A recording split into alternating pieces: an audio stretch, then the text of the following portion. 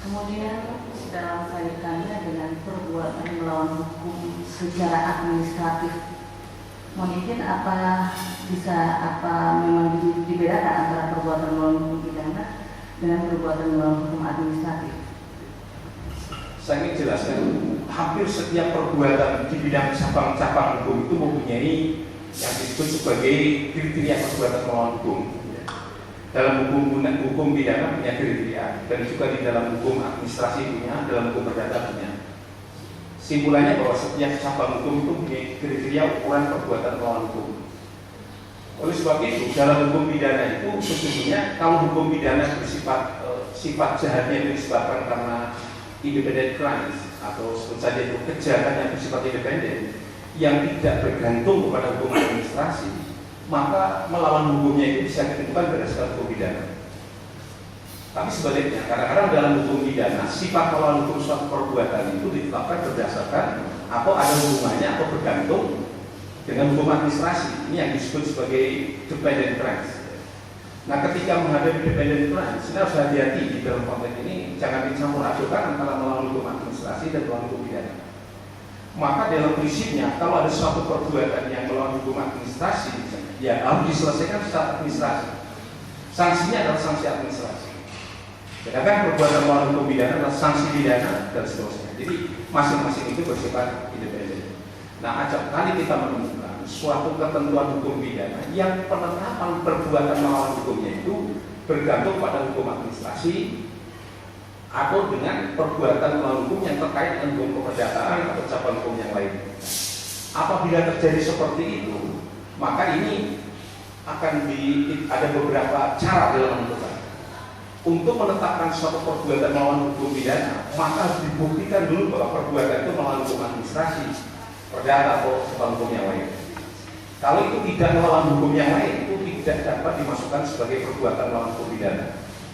Tetapi kalau ditemukan suatu perbuatan melawan hukum dalam bidang hukum administrasi atau hukum perdata, itu tidak serta-merta menjadi perbuatan melawan hukum pidana, melainkan harus dilihat. Menurut ahli adalah tergantung kepada sifat melawan hukum subjektif pada pelaku yang bersangkutan. Maka di sini ada beberapa untuk menarik melawan hukum perdata atau administrasi ke dalam melawan hukum pidana itu ada tahapan. Yang pertama adalah itu orang itu beretikat dulu yang saya sebut sebagai sifat melawan hukum yang subjektifnya untuk terkait dengan kalau nanti dihubungkan kesalahan. Jadi ada niat tidak baik. Ini masih ranah melawan hukum, tetapi masih ranah hukum administrasi atau perdata. Yang kedua adalah etikat buruk. Etikat buruk ini pun kalau itu terjadi masih menjadi ranah dalam bidang hukum administrasi atau perdata. Baru dari etikat buruk ini lahirlah namanya etikat kriminal. Maka kalau dia melawan hukum administrasi ditambah dengan etikat kriminal, jadilah dia bisa menggerakkan hukum pidana. Jadi dari awal itu sudah ada indikasi bahwa dia ini etikat kriminal. Nah, pertanyaannya adalah etikat kriminal atas bagaimana hubungannya dengan melawan hukum pidana. Itulah dalam bahasa hukum yang saya sampaikan di pengadilan dalam berbagai kesempatan saya jelaskan. Kalau itu terjadi berarti perbuatan melawan hukum dalam hukum perdata, perbuatan melawan hukum dalam hukum administrasi yang punya etika tidak baik, buruk dan kriminal tadi adalah sebagai perbuatan persiapan untuk melakukan tindak pidana. Kalau lagi adalah sebagai perbuatan persiapan untuk melakukan suatu pelanggaran hukum pidana atau tindak pidana. Jadi singkatnya bahwa dengan perbuatan melawan hukum administrasi bisa menggerakkan hukum pidana manakala ada dia punya etikat kriminal. Dan perbuatan melawan hukum administrasi adalah sebagai perbuatan persiapan untuk melakukan kejahatan atau pidana. Barangkali bisa disampaikan oleh ahli. Mohon maaf karena sangat teoritis sekali sifatnya. Ya. Barangkali bisa disampaikan contoh konkret, ya, sehingga bisa dipahami secara bulat. Ya. Atas dasar penjelasan ini, saya ambil contoh misalnya begini. Seseorang yang menanam saham untuk sebuah korporasi. Ketika dia menanam saham korporasi, pengurus itu telah menjalani proses kegiatan korporasi secara baik. Berarti dia etikat baik pengurusnya. Suatu saat dia suatu korporasi itu ternyata ada unsur penyalahgunaan kepentingan bisnis yang lain yang tidak sesuai dengan maksud tujuan daripada penanaman saham tadi, tapi tidak menimbulkan akibat kerugian. Ini sudah etikat tidak baik, tapi belum tetap sebagai perbuatan melawan hukum, tapi kan tidak menimbulkan kerugian. Yang kedua adalah etikat buruk, itu dipakai untuk kepentingan dirinya sendiri atau yang lain, tetapi dia begitu ditegur dia terus langsung membalikan, jadi tidak menimbulkan kerugian. Ini saya katakan etikat buruk yang itu nanti kalau dia ganti kerugiannya tidak cukup bisa dibuka ke perdata. Tetapi begitu dia melakukan penanaman saham tadi, dokumen pemilikan saham orang lain tadi sengaja ditileknya seolah dia dijual dan seterusnya, tiba-tiba giliran dia rapat pemegang saham ternyata dia tidak buka, setelah dicek ternyata sahamnya hilang. Ini sudah etikat kriminal yang semula tidak mulai mencatatkan, tidak mengundang dan seterusnya, ini sudah mulai kriminal. Jadi ini dalam konteks perdata, tapi sudah masuk namanya penggelapan saham.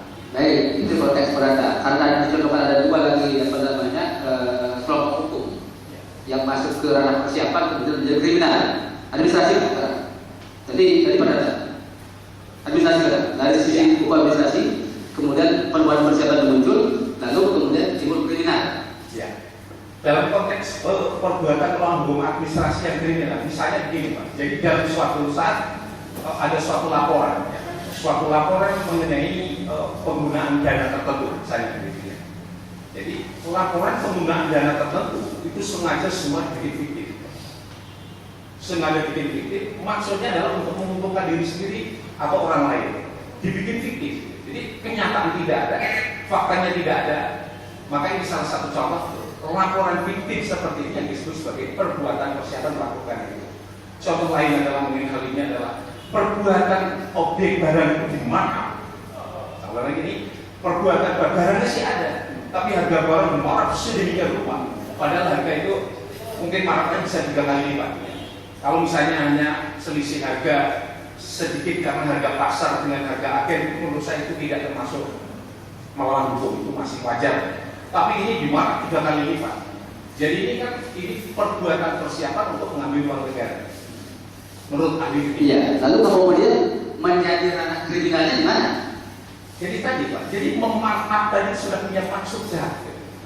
Tadi saya katakan memaaf itu kan sudah salah dalam konteks hukum administrasi. Kan begitu Pak. Jadi sudah salah kan begitu. Berarti dia sudah ada etikat kriminal untuk itu. Gitu ya. Ini termasuk juga laporan bertanggung jawabnya yang menggunakan dengan bukti-bukti fiktif yang begini tadi. Ya, misalnya bukti-bukti fiktif yang tidak ada kegiatan sama sekali, ternyata dia bikin seolah ada kegiatan. Atau barangkali tertulis di sana ada, tapi kegiatannya mungkin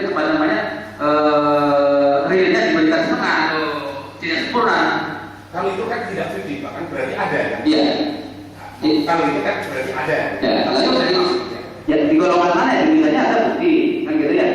Ada bukti yang dibuat atau kalau terjadi sebentar dilihat Pak, itu maksud kriminalnya ada tidak? Maksud kriminalnya atau tidak? Jadi kan kata kuncinya ada kriminal. Jadi kalau hanya sekedar misalnya laporannya nggak sesuai dengan itu administrasi.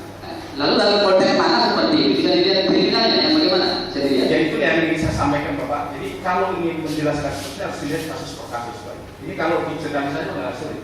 Teorinya bisa saya jelaskan, tapi kalau masuk kasus per kasus harus dilihat secara kasus per kasus Pak. Jadi dalam kasus tertentu bisa ya, dalam kasusnya bisa juga tidak. Itu tergantung bahwa bagaimana seorang ahli bisa menarik motif kriminalnya dari mana. Motif kriminal. Jadi melawan hukum sama aja perdata semuanya pidana. Tapi dalam melawan hukum pidana selalu didasari namanya motif kriminal. Ini harus dibuktikan ada motif kriminalnya di mana. Ya itulah. Bentar ya, biar dia nyambung gitu. Iya. Ya, ada bukti yang dilaporkan, gitu ya. Ada nilai bukti yang dilaporkan, ya, tapi tidak sesuai dengan kenyataan gitu. Ya. Itu kan berarti ada sebagian, ya, kan gitu. Nah ini bagaimana melihat kemudian bukti kriminalnya bagaimana melihat? Dilihat dari orang itu melakukan itu Pak. Jadi istilah bahasa saya itu untuk menilai batin orang, lihatnya prosedur dari awal perbuatan ujung baru ditarik ke situ. Maka bahasa untuk menilai batin orang itu jangan tanya batinnya, itu salah. Ya. Harus ditanya perbuatan lahir yang menyertai dari sebelumnya untuk menilai perbuatan batin. Menurut ahli demikian. Jadi akan kelihatan itu motif kriminal atau tidak. Maka tadi saya katakan perbuatan yang mendahului itu karena berbeda-beda. Saya bisa menyatakan bahwa kriminalnya mulai masuk rapat pemegang saham. Saya bisa menyatakan demikian. Tapi saya bisa menyatakan yang lain bahwa kriminalnya bagian yang lain misalnya. Itu tergantung kasus per kasus. Tapi saya bisa menilai dari sudut prosedur lahiriah. Saya bisa melihat ini motif kriminal atau tidak. Tetapi kadang-kadang ini memang melawan hukum dalam konteks yang lain bisa jadi. Tapi ingat, melawan hukum yang lain belum tentu kriminal. Ya,